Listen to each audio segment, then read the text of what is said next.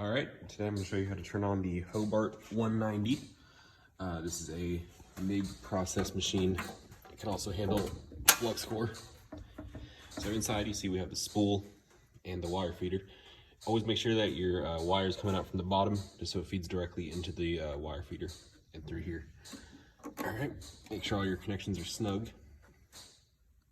And this one comes with a chart on here, but we won't focus on that today.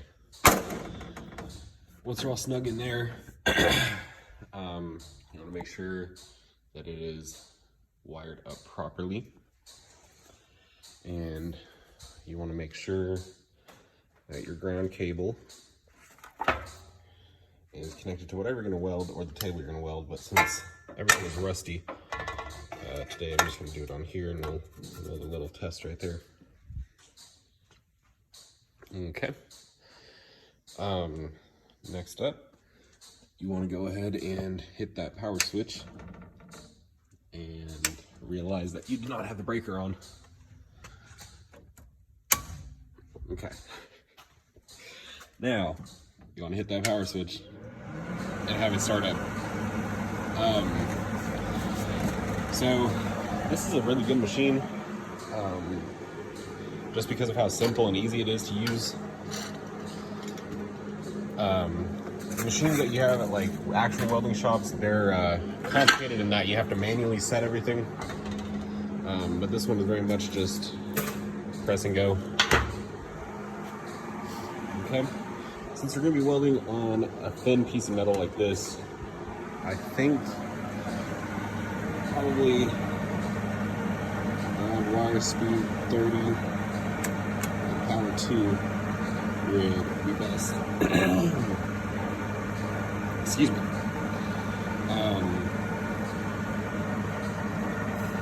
Alright, so once you have all that, you want to again make sure your connections are snug. We're going to come around to the back where the argon's going to come in. You want to make sure that connection's snug. Make sure that hose is snug, follow it up. Make sure that. We use a 75-25% argon carbon dioxide mix. That is a shielding gas that protects the weld as it is cooling after you've welded. Alright, so stand clear of this whenever you turn this on, because if there's any back pressure, this could shoot out and become a projectile that'll break stuff. Excuse me, I'm getting a little sick, I think. Probably from all the welding fumes. But, alright, we're just going to open it all the way. And righty-tighty, lefty-loosey. Alright, and same here, and we're going to shoot to get the pressure gauge. Why are we doing that? Okay, there we go. Yeah, get that pressure off. It's a wonky, kind of a wonky thing. I'm going to shoot for around 25. Alright. So, with the argon there, I want to clear out your working space. Alright. Now the important part. It hasn't been too dangerous, besides maybe plugging into the plug that I built myself, but I'm not an electrician. But now for the important part. Always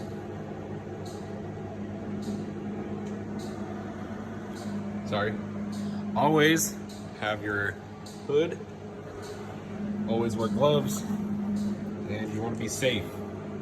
Alright, so I'm going to try and get an angle on this so you can actually see what's going on.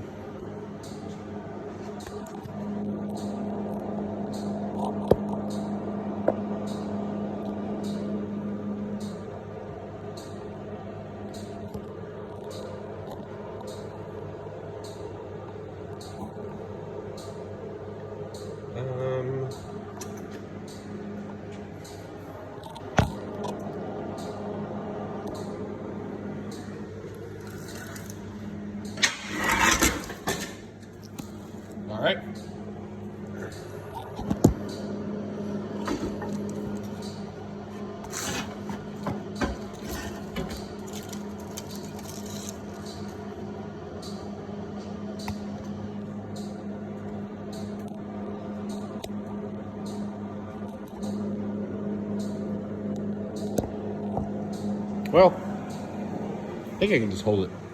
It's probably not the safest thing to do, but just for the ease of everything, I'm just gonna hold it. So I'm gonna set my phone down while I get my glove on real quick. Never cheap out on gloves. I learned that mistake while I was learning how to weld. All right, and now, finally with all that done, me personally, I like to run at a little bit of a lighter shade on the helmet, but here we go.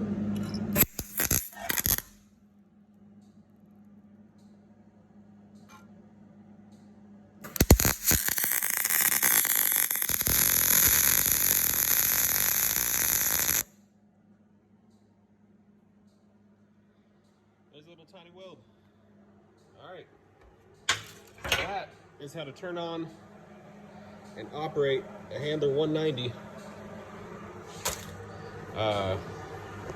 with really bad camera work and someone who is on really bad antidepressants. Thank you.